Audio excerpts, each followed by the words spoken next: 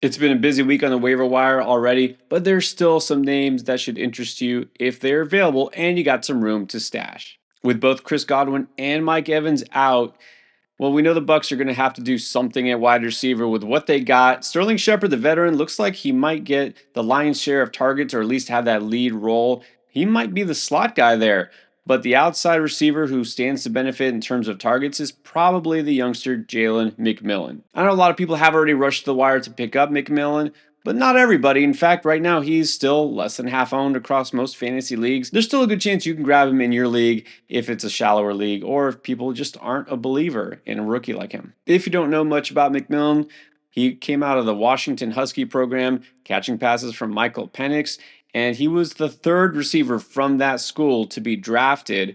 It was a great offense, which is why they made it to the national championship. You know, he wasn't the top target there because Rome Odunze was obviously the number one guy there. Jalen Polk, who still struggling to adapt to the NFL, well, he was drafted earlier, but McMillan, despite being the third Husky drafted, was the first one to catch a touchdown in the NFL. And now he actually has a chance to be the most productive from here on out because he might wind up being the number one receiver in Tampa Bay, and catching passes from Baker Mayfield is a good thing these days. Now let's set some realistic expectations here. There's no way he replaces the production from either Mike Evans or Chris Godwin, and I'm not completely sure that he does inherit the Chris Godwin role, which is a little tricky to predict right now because McMillan in college did primarily play out of the slot where he was super productive, putting up over 1,000 yards in 2022. But Sterling Shepard, again, the veteran who is there, but in just those couple of plays after Chris Godwin got hurt on Monday night before the game ended, it was Shepard who did work on the inside with McMillan taking the X. Realistically, they'll probably move these guys around. It's not like one guy's going to be set in one position. And either way, there's a ton of targets for these guys to inherit. Yeah, Kate Otten, the tight end, will get some too. They're going to have to work out of the backfield, give Rachaad White a lot of work like they did before. But you've got to think McMillan has a chance to do some work down the field if he is vertical threat playing on the outside, or if he does move inside to the slot, he'll get some nice short intermediate targets as well. And we know by now, Coach Todd Bowles, he just tells it like it is.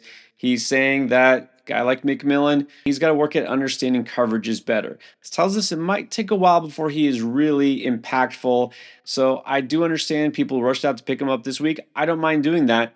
But again, I wouldn't be shocked if Shepard's the one who's the most productive this week, possibly next week as well. So even where McMillan isn't available, I bet you he will still be available in those leagues because some people might not get the instant impact that they were hoping for and drop him. I think this is a nice long-term play still, even if Mike Evans does come back in 4 weeks as we hope, because Godwin's still not going to be around.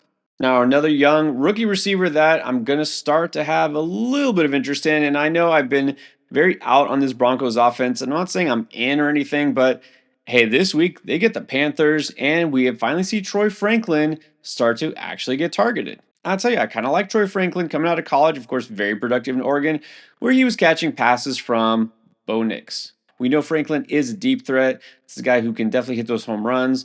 The only thing is, where was he going to fit in this Denver offense, and was this offense even going to be something you wanted a piece of? So again, I'm not quite there yet with the Broncos being something that I really want to invest in for fantasy, but I will say if you got room and you need some upside, Troy Franklin is worth looking at because he's finally getting some targets. Apparently Marvin Mims is just never going to be a thing. Don't know what he did to Sean Payton or what he's not doing, but I think we can just forget about him. Franklin is now a guy who's stepping up, caught 5 passes for 50 yards last week, while Courtland Sutton was getting no targets. And that came on the heels of catching his first NFL touchdown the week before. A part of this stems from the fact that Josh Reynolds, the veteran, is on IR, is going to be out for a little while. Devon Vele was looking interesting early in the season, but this is a guy who really is just catching these short dump offs. He's kind of like a poor man's Wan'Dale Robinson at best. Franklin could have an impact because, again, he's going to get those big chunk plays. And Bo Nix is starting to get comfortable chucking it deep. In fact, over the last 3 weeks,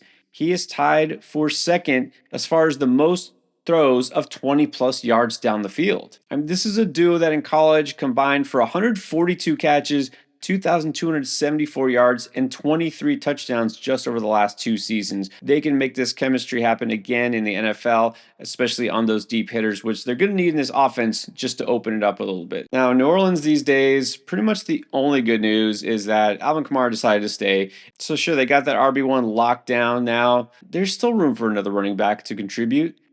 How about Kendre Miller? That's right, Kendre Miller is still around and he's healthy, believe it or not. Played his first game of the season last Thursday night, 6 carries, 36 yards. Now, again, that was mostly in garbage time. Take it for what it's worth.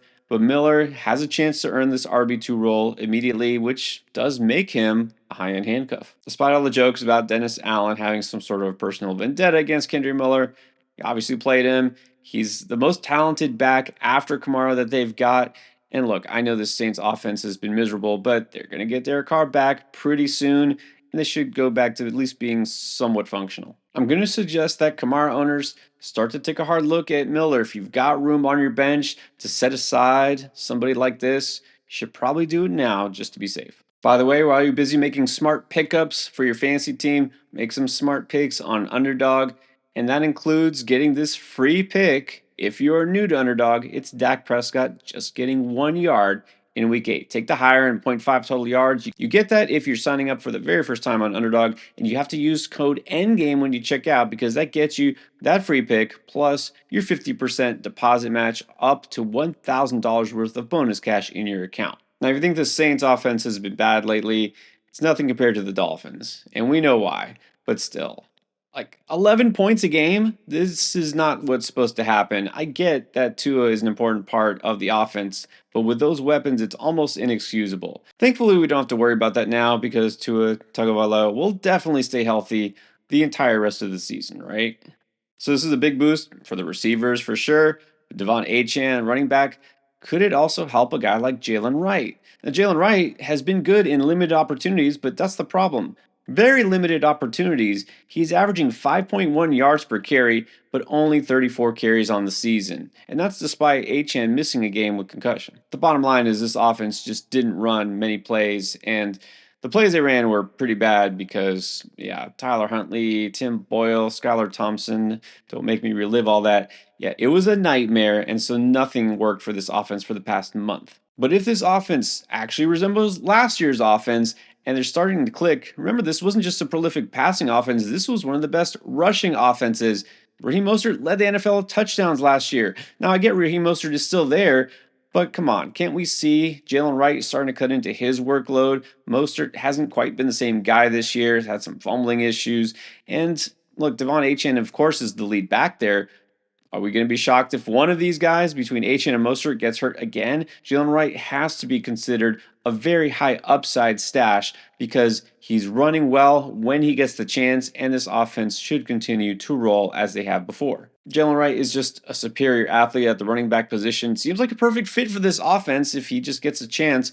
This guy has under 4.4 40 speed, and it's no surprise that he's averaging over 5 yards a pop in the NFL. He averaged 7.4 yards per carry in college, and that was playing the SEC. The other thing that is kind of interesting here, really for all the running backs, but especially talking about Wright here, is the rest of the season, the Dolphins' projected strength of schedule versus run defenses, again, specifically for running backs, is one of the easier ones in the league. According to Mike Clay, it's the 7th easiest. So, possibility for some big games here from any of these running backs. There's not a lot to get excited about these days as far as the tight end position, but there is maybe one glimmer of hope here with Jatavian Sanders in Carolina. It's one of the few glimmers of anything hopeful for that Panthers franchise. Like, this stat really went under the radar, caught me by surprise. I realized that Sanders caught a few passes last week. I didn't even realize that before he did it as well. So now, over the last 2 weeks, he's actually a top 15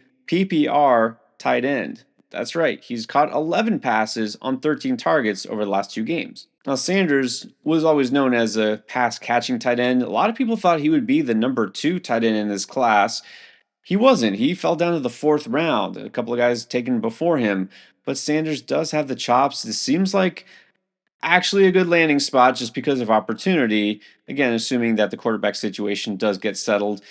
But there's a downside here. Now, just when it looked like this offense was starting to come together with Dalton, it's not going to be Andy Dalton in week 8. It's going to be Bryce Young. So I really don't know what to make of this situation. Is Bryce Young going to target Sanders?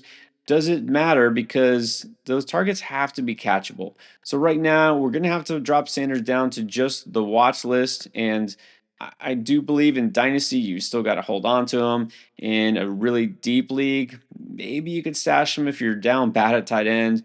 But man, we really need to see something out of Bryce Young before we can do anything with this offense. And then I'm actually going to go back to the Broncos offense one more time. Again, this is somebody I'm going to really take a hard look at before investing, but it looks like they want to get Audric Estime some touches at running back, and he finally saw some action. Remember, he was hurt early in the season, finally activated off IR, and in fact, they waived Blake Watson after seeing exactly 2 carries in the first 2 games, 5 carries for 29 yards last week. That's not anything significant. Again, don't be surprised if that workload continues to gradually ramp up and maybe he starts to cut a little bit into the workload of a guy like Jaleel McLaughlin, or maybe get some more short yardage carries instead of Javonte Williams, who's not particularly big back. Now, this assumes that Estime doesn't fumble anymore because out of 3 games, he's got 2 fumbles already. All right, so yeah, that might cut his upside pretty short if he continues to put the ball on the ground, but let's just assume that's not going to happen. Estimate does not have what you would call breakaway speed, more of a bruiser. But look, when it comes down to just straight line speed, that's not what determines success in the NFL. It's vision, its ability to break tackles. Estimate has shown that with a productive career at Notre Dame. And clearly, Sean Payton likes him, targeted him in the draft, giving him some opportunities now. Let's see what he makes of it. Those are some of the players you should be stashing ahead of week 8 if you've got the room and the inclination to do so. You wonder who you should be starting or sitting? Well, we got you covered. Don't forget, do start sit for every position. Here it all is in this week's playlist.